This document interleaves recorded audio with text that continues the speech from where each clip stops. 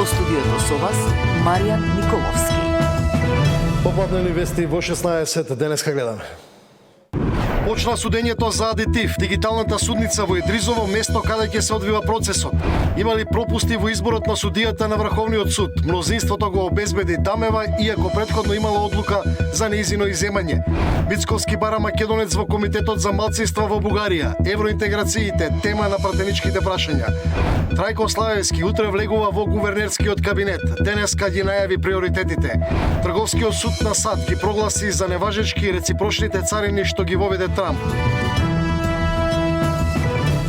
Во овие вести детали за почетокот на судскиот процес во случајот адитив, а и за резултатите од меѓународната конференција за дигитализација во Естонија. Добар ден, останете овде, почнува веднаш.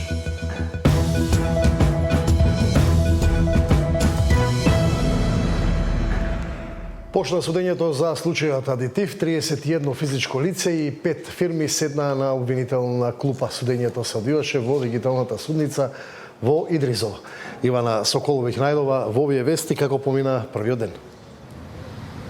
Да, Маријан, денеска започна судењето за случајот адитив за оние сторени злоупотреби со набавката на адитив за јаглен за потребите на ИСМА во подружниците река Битола, река Устоме и Тец Неготино. 31 физичко лице и 5 фирми се обвинети за злоупотреба на својата положба на оние службени лица кои што се директно вклучени во ова злосторничко здружување, меѓутоа како што споменав и 5 компании кои што го возможиле целиот процес. Тие денеска седнаа на обвинителната клупа, но ниту еден од нив не се чувствува виновен за делата кои што им се ставаат на товар. Од друга страна пак обвинителството тврди дека има силни материјални и вербални докази дека е сторено вакво злосторничко здружување со кое што на државата е нанесена штета од повеќе од 6 милиони евра.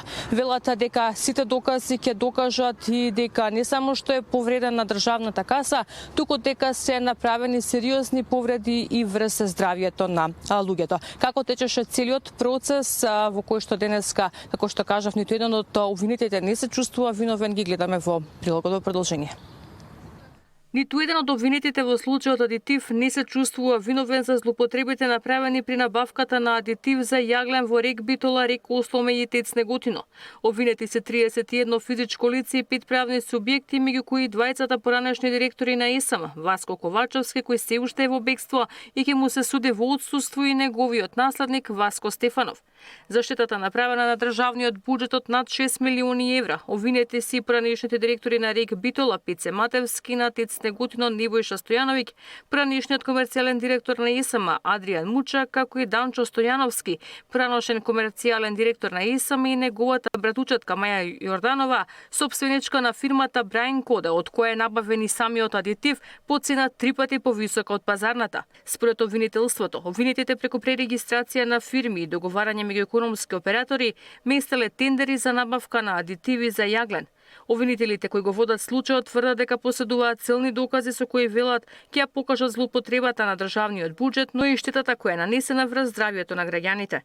Обвинителството располага со голем број на материјални и вербални докази кои што ќе бидат изведени во текот на оваа постапка, и обвинителството е убедено дека ќе докажеме секој еден сегмент кој што стои на товар на обвинетите, и се надеваме дека по изведување на предложените докази судот ќе донесе не само осудителна пресуда, туку и пресуда со кој согласно цитираните членови и во воведниот говор ќе се изврши и една конфискација на имотот за кој обвинителството уште пред донесување на наредбата за истражна постапка побара замрзнување на овие имоти како не би можеле обвинетите да располагаат со истите, а во исто време како државата би била намирена за своето оштетно побарување, кое што, како што и сами слушнавте, се движи во стотици милиони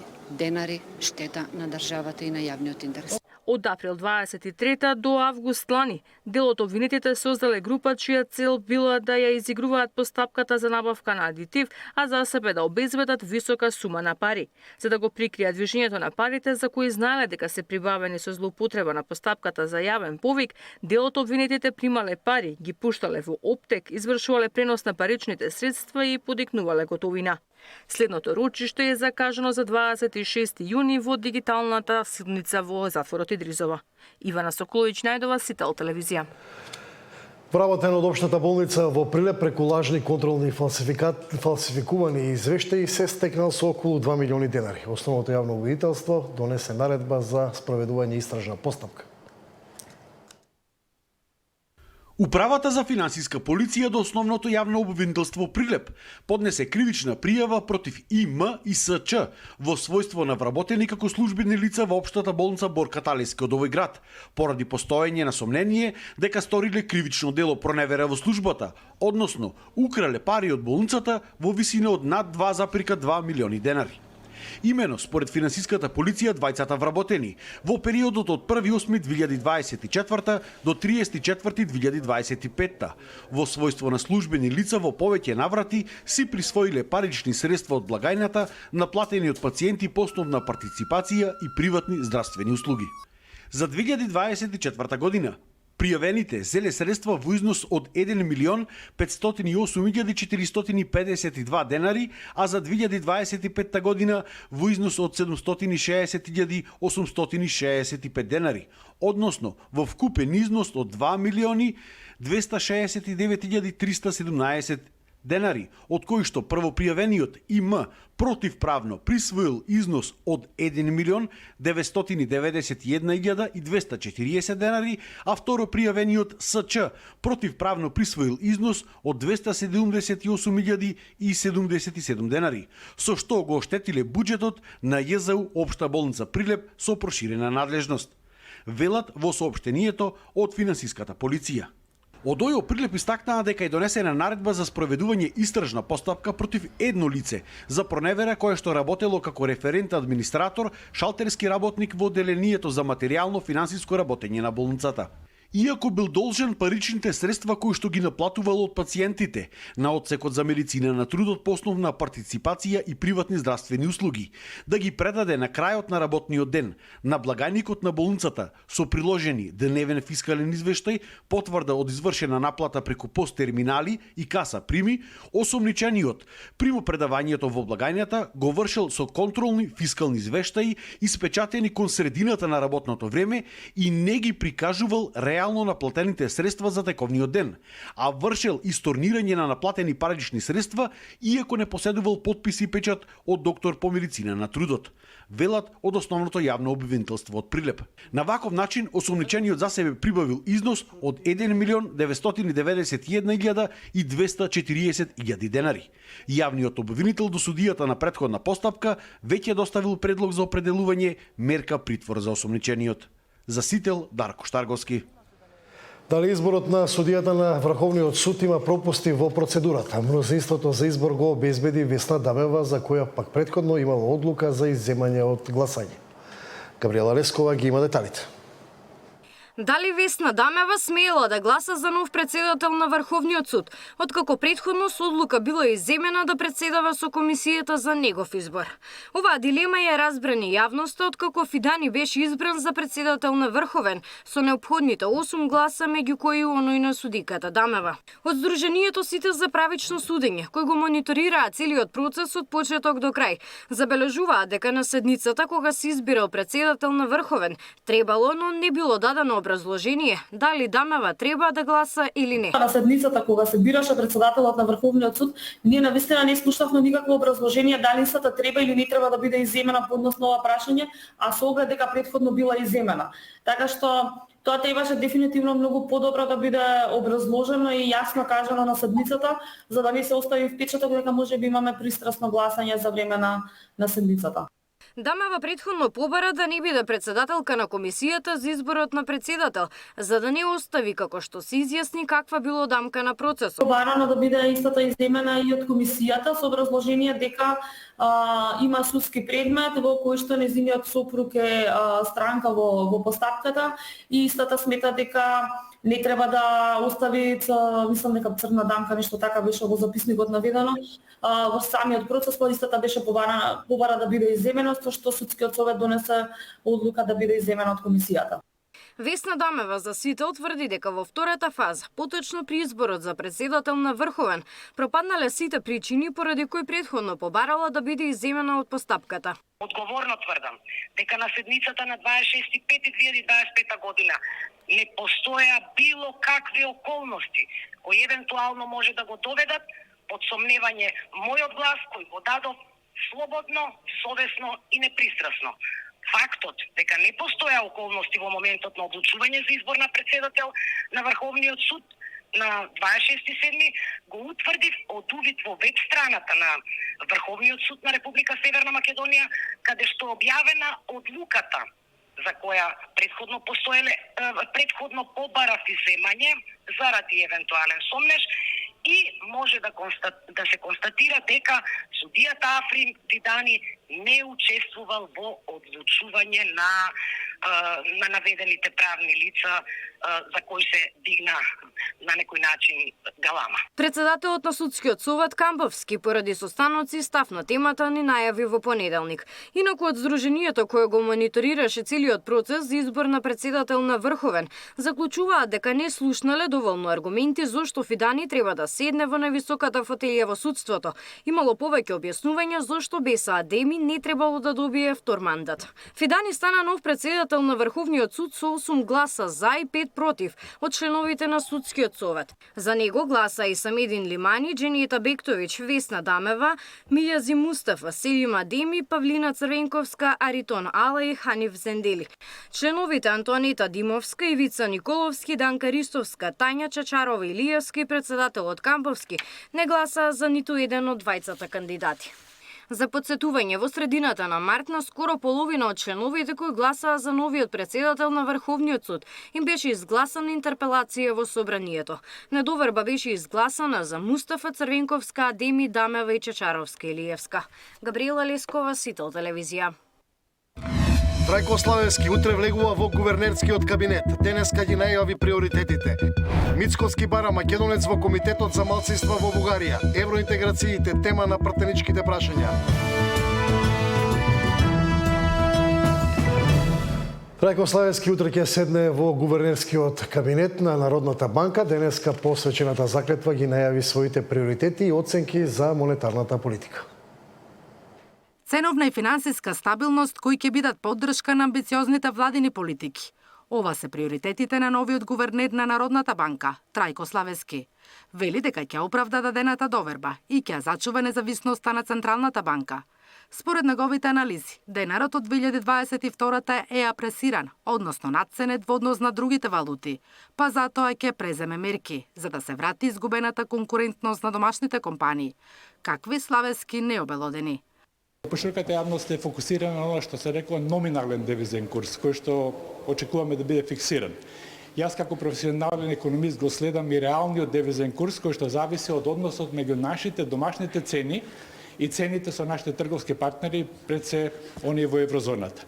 За жал, во изминатиот период, особено по 2022 година, имаме значителна реална апрецијација на реалниот девизен курс. Од 2002 година ноември до јануари ова година е апрециран, значи зајакната денарот за 5,4% во однос на сите трговски партнери, поважните трговски партнери, а во однос на еврото, денарот има апрецирано цели 9%. На прашањето дали ќе се менува курсот на денарот, Славевски убедува дека тој ќе остане стабилен. Знаеш, ќе воведете флексибилен девизен курс? Не, во никој случај. Значи, молам, не, ако е преценета вредноста со ниска инфлација во рамките на таа од еврозоната, со тек на време ќе се испеглаат тие разлики. Инак, универзитетскиот професор Трајко Славески го доби 7-годишниот мандат да раководи со Народната банка. Ке седне на местото на Анита Ангеловска-Бежовска. Во негова одговорност е зачувување на стабилноста на денарот, банкарскиот сектор и ставање на инфлацијата под контрола. Наташа Мерсовска, Сител телевизија. А во собранието ден за пратенички прашања, евроинтеграциите во фокусот. Деспина Тодоровска со деталите. Европската интеграција на Македонија во фокусот на денешните пратенички прашања. Опозицијата побара власта да ги објави можните сценарија за одблокирање на европскиот пат на Македонија, по се позачестените изјави дека во тек се интензивни дипломатски активности. Мицкоски повторно повика опозицијата заеднички да лобираат кај европските партии, европратениците да го поддржат извештајот за напредокот на Македонија, кој го потврдува многувековниот македонски идентитет и македонскиот јазик. Потенцираше дека Македонија нема да ги помести своите позиции, се додека нема македонци во бугарскиот комитет за малцинствата. Дали имате нови сценарија во однос на напредокот кон Европската Унија? Ако имаме такви сценарија, дали можеме да добиеме информација како пратеници, веројатно и македонската јавност? Ако не може да се добијат информации во овој правец, тогаш да и тоа го знаеме, бидејќи навистина е значајно за сите нас, дали ќе имаме напредок во овој дел или не. Не знам дали знаете, но во Бугарија има комитет во кој што членуваат представници на малцинствата. Роми, турци и ерменци. Зарем ние македонците, кои што имаме 14 пресуди од Судот за човекови права во Страсбург, кои што се кредибилни да носат пресуди за Омо или Индемпири, не заслуживме место во тој комитет. А тие заслужија место во нашата преамбула. Јас не се слогалствам со тоа. И додека не видам таму македонец, кој што е дел од тој комитет, а за тоа треба сите заедно да работиме, нема ни милиметар да се мрдам додека сум премиер на оваа влада. Премиерот Мицкоски одговори на обвинувањата на албанската опозиција дека со законот за локална самоуправа на диаспората и се ограничуваат изборните права.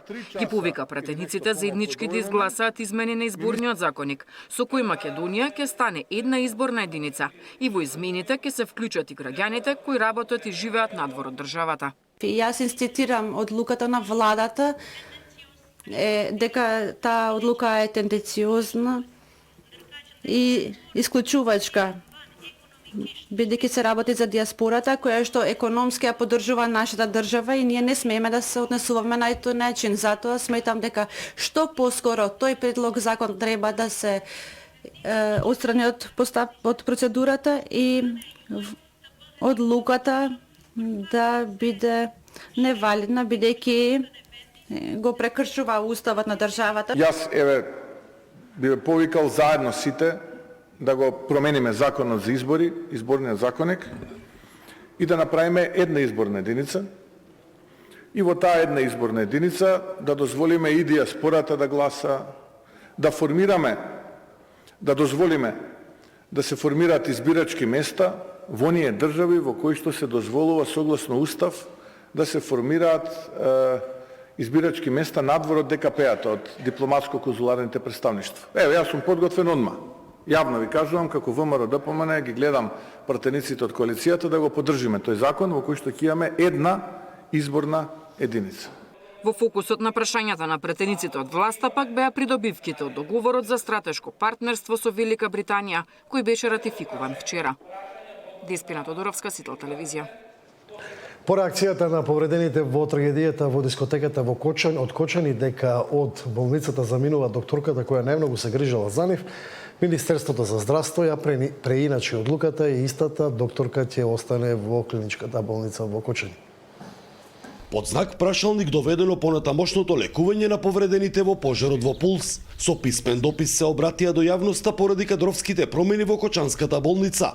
Од понеделник 1 јуни, докторката Катерина Паник, попозната како докторка Кате, која беше главен лекар за повредените и поддршка во периодот на опорувување, заминува во друга болница, но никој не ќе може да ја замени, а се уште немаат ниту информации кој ќе дојде на нејзиното место, како и каков ќе биде понатамошниот пристап кон нивното лекување. Повредените посочуваат дека имаат страф од неизвестноста и се чувствуваат напуштени од државата по однос на нивната здравствена нега. Не е исто кога некој само ја пополнува смената и кога некој навистина се грижи. Ние тоа го чувствуваме секој ден, на секој поглед, во секој здив од болка. Докторката Кате не беше само лекар, таа беше наша надеж, сила и стабилност. Начинот на кој ни пристапуваше со човечност, посветеност и разбирање не може да се замени. Во неа стекнавме длабока доверба. Доверба што не доаѓа лесно, кога се поминува низ период на траума и неизвестност, стои во писменото обраќање. Од Кочанската болница информираат дека уште на почетокот од годината, пред трагичниот настан во дискотеката, докторката поднела лично барање за прекин на работниот однос, поради ангажман во градската болница 8 септември. Одлуката ја потпишал претходниот министер за здравство Арбен Таравари. Меѓутоа, неговиот заменик Јовица Андовски ја запрел важноста и докторка Паник останува во болницата во Кочани, се додека повредените пациенти имаат потреба од незината нега. За Сител, Трајан Ристовски. Дигитална конференција во Естонија. Какви искуства црпи Македонија? Опозицијата гледа параван за партиски вработувања во оперативниот план на владата. За власта пак, тоа е визија за подобар живот.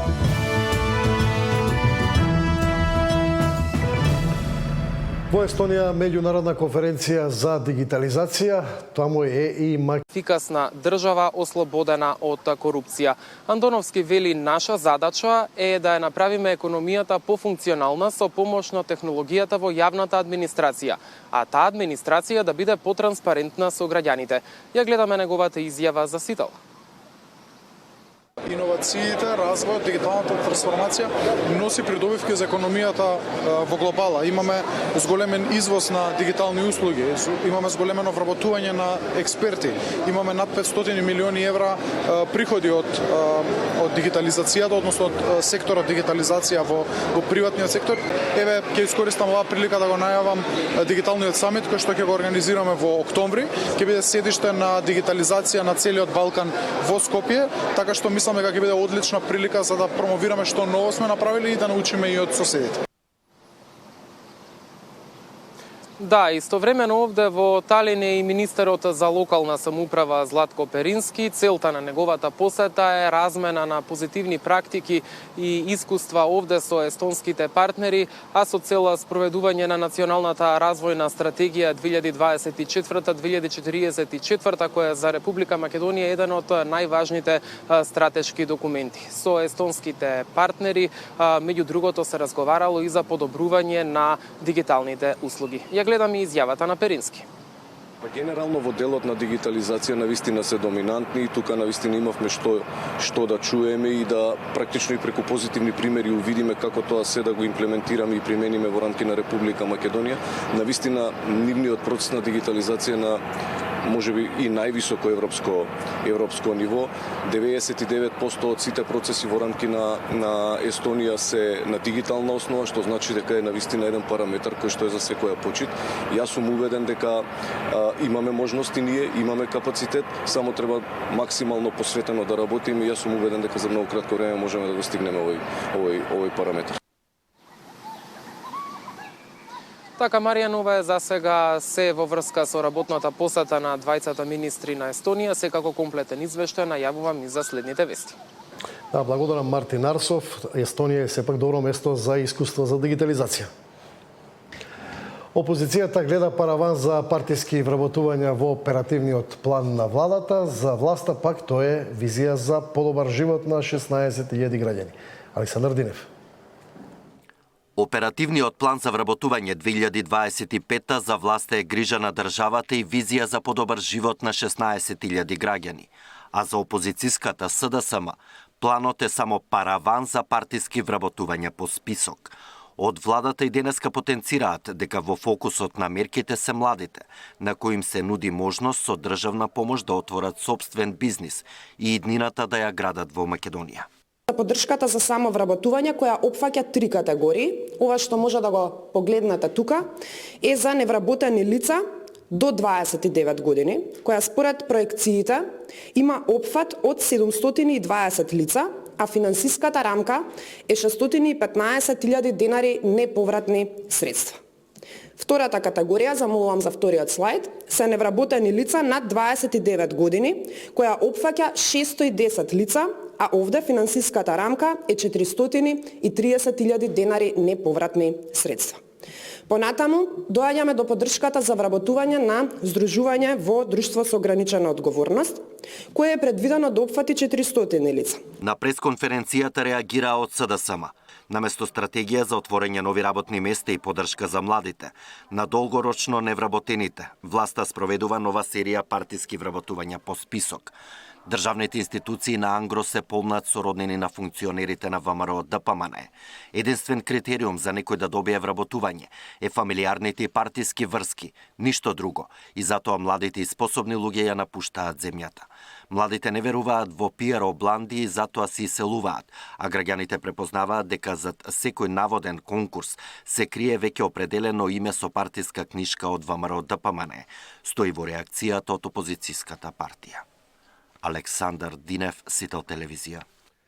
Министерот за локална самоуправа Златко Перински, кој исто така во Естонија, вели дека се уште е непознато името за кандидат на град Скопје, откако вчера извршниот комитет на ВМРО ДПМН објави 20 имења. Не потврдува дали тој е во игра.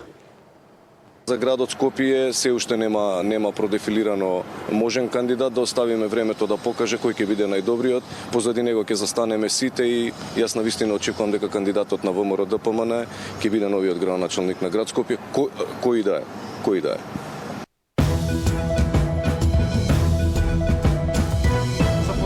На СПМ во владината коалиција, традиционалното партнерство со ВМРО ДПМН, за стратешкиот договор со Британија, уставните измени, односот со албанските партнери. Во тема на денот Љупчо Димовски, претседател на социјалистите и вице-премиер.